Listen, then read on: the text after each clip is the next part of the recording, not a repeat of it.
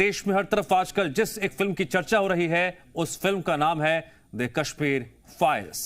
इस फिल्म को देखने के लोगों को इंतजार करना पड़ रहा है क्योंकि फिल्म हाउसफुल जा रही है। उससे भी बड़ी बात यह है कि इस फिल्म पर जमकर सियासत हो रही है। कांग्रेस जहां इस फिल्म का विरोध कर रही है तो बीजेपी खुलकर फिल्म के समर्थन में है।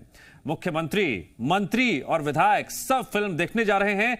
बीजेपी का मानना है यह फिल्म सबको देखनी चाहिए, इसीलिए इस फिल्म को बीजेपी शासित राज्यों में टैक्स फ्री किया जा रहा है। तो वहीं कांग्रेस का कहना है यह फिल्म बीजेपी का एजेंडा चलाने और बढ़ाने के लिए ही लाई गई है।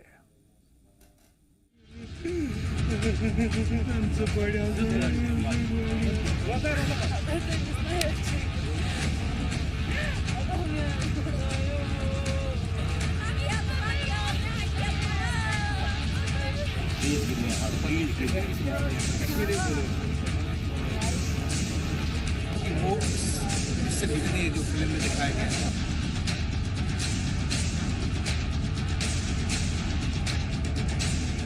साल 1990 ये वो साल था जब हिंदुस्तान की जन्नत कहे जाने वाला कश्मीर जल रहा था। आतंकी और कट्टर अलगाववादी कश्मीर को एक अलग इस्लामिक देश बनाने पर तुले हुए थे और इसके लिए उन्होंने वहां सदियों से रहते आ रहे कश्मीरी पंडितों पर जुल्मों की इंतहा कर दी। कश्मीरी पंडितों को मौत के घाट उतारा गया, उनकी बहु बेटियों के साथ दुराचार किया गया। नतीजा, इस जुल्मों सितम से बचने के लिए कश्मीरियों को अपनी मिट्टी छोड़नी पड़ी। 32 साल बाद इसी दर्द को दिखाने एक फिल्म आई है, नाम है द कश्मीर फाइल्स।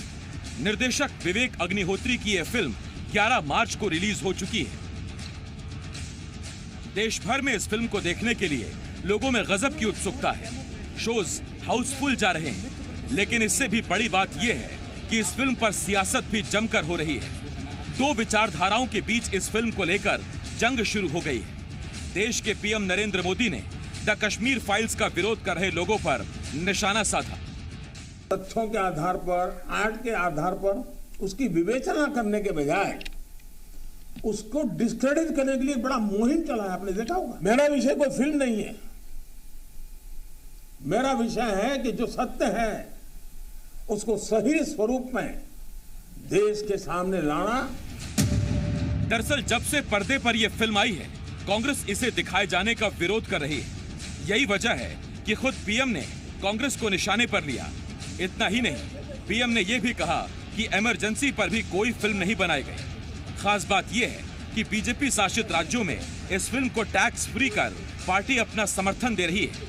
एमपी में भी सरकार और बीजेपी के नेता कांग्रेस पर हमलावर हैं, तो वहीं कांग्रेस इसे बीजेपी की रणनीति और सियासत बता रही है। हाँ बिल्कुल, दिग्विजय सिंह जी को तो जरूर देखना चाहिए, कमलनाथ जी और कांग्रेसियों को भी देखना चाहिए और फिर सत्य बोलना चाहिए। अभी तक इनने 60 साल तक सिर्फ तुष्टिकरण की नीति अपनाई। तिरंगा झंडा नहीं फहरा सकते थे। तिरंगा झंडा फहराने के लिए भी वो पाकिस्तान के झंडे फहरते थे कांग्रेस के राज में, और अब वहाँ भारत माता की जयकारा हो रहा है। ये है सत्ता परिवर्तन से व्यवस्था परिवर्तन। इसलिए हम कहते हैं हम राष्ट्रवादी है, और इन्होंने सिर्फ एक परिवार के लिए और सत्ता प्राप्त करने के लिए देश को इतने साल तक गुमराह किया और देश को बर्बाद किया। जिनको पिक्चर देखना उसको रोका किसने, लेकिन ऐसी पिक्चरें बन क्यों रही हैं जो देश में दोबारा इस तरह की तरह ले आ रही हैं, नफरत बटे, लोग आपस में लड़ें, घृणा करें। या पुरानी चीजों को सिर्फ इसलिए लाया जा रहा है, डायरेक्टर को पैसा कमाना है और बाकी लोगों को सत्ता कमाना है। अच्छा, ये देश की चिंता किसी को नहीं है।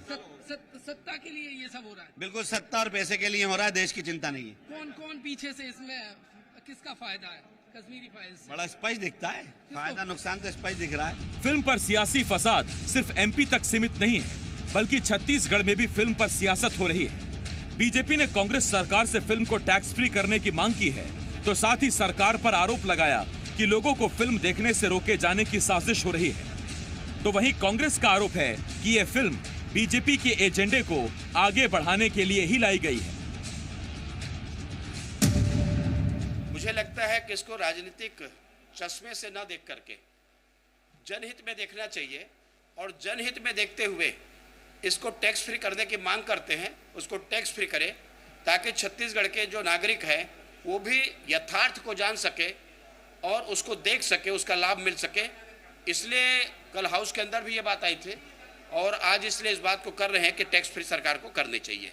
ये जानबूझ करके कि लोग कम से कम देखें, लोग ना आए उसमें, कैसे उससे वंचित किया जा सके, ये सरकार का एक षड्यंत्र है। क्यों छुपाया गया है? उस समय देश के प्रधानमंत्री श्री बीपी सिंह थे और बीपी सिंह भारतीय जनता पार्टी के सहयोग से सरकार चला रहे थे। उस समय जम्मू कश्मीर के राज्यपाल जगमोहन थे जो भारतीय जनता पार्टी के वरिष्ठ नेता थे। इन सारे तथ्यों को क्यों छुपाया गया है और क्यों भारतीय जनता पार्टी के एजेंडे को लेकर इस पिक्चर का प्रचार कर रही है? कहीं न कहीं भारतीय जनता पार्टी के एजेंडे को आगे बढ़ाने के लिए इस पिक्चर को बनाया गया है और निश्चित तौर पे इस प्रकार की चीज़ों को प्रश्रय नहीं दिया जाना चाहिए। हमारे टैक्स फ्री की मांग को गलत होगा। यानी कुल मिलाकर कश्मीर के अनकहे सच पर सियासत बिफर गई है। 32 साल पुराने जख्म दिखाने आई फिल्म पर सियासत आपा खो बैठी। सवाल यह है कि इसी फिल्म पर सियासत कहां तक जायज है? ब्यूरो रिपोर्ट, जी मीडिया। खबरों में बने रहने के लिए आप हमारे फेसबुक, ट्विटर और इंस्टाग्राम पेज को फॉलो कर सकते हैं। लेटेस्ट अपडेट के लिए आप हमारे यूट्यूब पेज को सब्सक्राइब भी कर सकते हैं और हाँ, बेल आइकन पर क्लिक करना ना भूलें।